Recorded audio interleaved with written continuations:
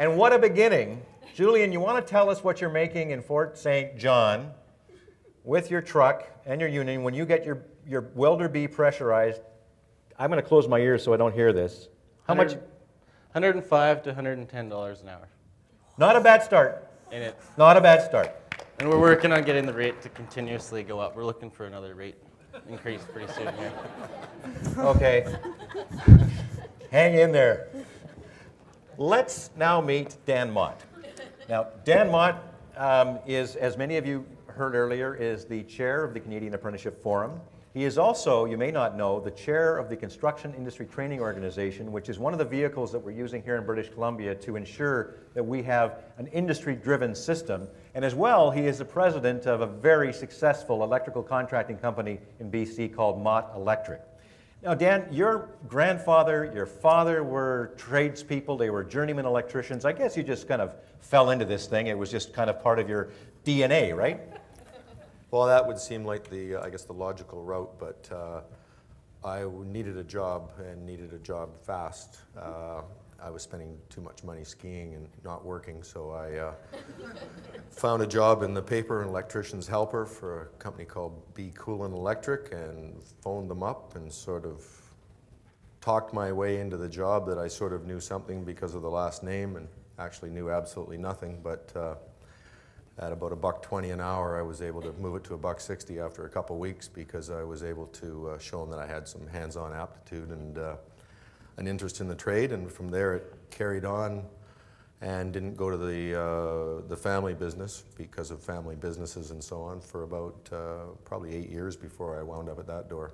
Worked for 3 or 4 other contractors throughout the province, worked in Mexico, worked in Europe so I could travel and ski, which is all right, let's make it this straight. I think I'm hearing your motivation was you needed some money, you wanted to travel, you wanted to ski, so this was kind of a ticket to being in your 20s. Well, that's what you want to do, is have as much fun as you can, make as much money as you can, and the trades offer you that. I've told other people before, you get off a plane anywhere in the world with a Canadian Red Seal, you've got a job in an hour. If you're a doctor, a lawyer, an accountant, a teacher, you've got to go through all the professional accreditation. And that's not as easy to do. So you can really get to see the world and gain a lot of other experience, as a journey person should. Travel the world, learn other methods, other technologies, and so on. So it worked out all right. Where I got to eventually, I'd actually, my son is going into the trade starting in the fall. And electrical? In electrical. And I'd asked him whether he was interested. I didn't want to push him because my dad and I never had those discussions at all. He said, yeah, I'm kind of interested, but I want nothing to do with the office. And I said, perfect, I still don't. I've heard that from your people. Yeah, that's right, yeah. All right. Joanne Quirk, you are a journeyman carpenter. When I say journeyman, I keep tripping on it. Journeyman, journey person, okay. I get one mulligan in this thing? Yes, okay, that's my mulligan. And you became a journeyman carpenter at what year? Oh, well, I'm That's actually a journey person set dresser, and that happened in 1919, when did we do it in ITAC? It would have been sanctioned probably back in the early 90s. I became a journey person set dresser. I had never finished carpentry. I went from carpentry into theater into film, so I transitioned along the way. A very interesting path. I'll talk to you about that in a minute. But again, the genesis of your career, we've talked to Danny and Julian about that, is when the switch turned on, you said, you know what, I want a career in the trades. Do you remember, was there a moment when that occurred? Well, I was in high school and I was failing typing and got thrown out of home ec. So the options were getting limited for women back then, and so I joined a youth group called Katimavik.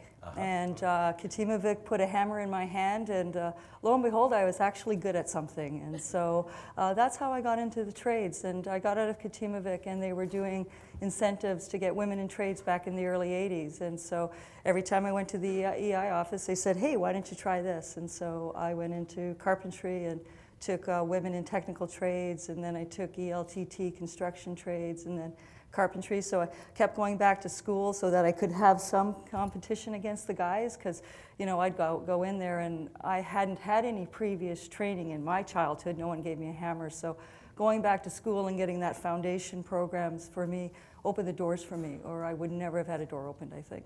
Now that first day, I would imagine, was alternately exciting and scary.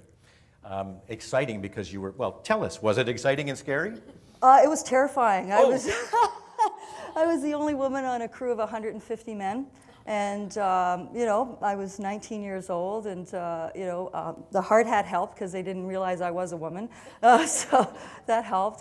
But, you know, I realized that I did know what I was doing. And with the other apprentices around me, it was great. They actually, there was a gap between who supported me and who didn't. Some of the younger guys were kind of threatened by me, but the older guys were going, wow, you want to do this? Okay, we'll help you out. So I think that's what opened the door for me, was some of the older guys mentoring me and saying, you know, she's just not playing a carpenter, she is a carpenter. So that was great. And now you're mentoring at Capilano College in British Columbia. Yes, I teach trades. I teach entry-level trades and residential building maintenance. And one of the students said that one of the reasons they got into the program was because a woman was teaching it. We want to talk more. We want to talk more about that. Because as we all know, women are still underrepresented in most of the trades. So let's take a few moments a little bit later in our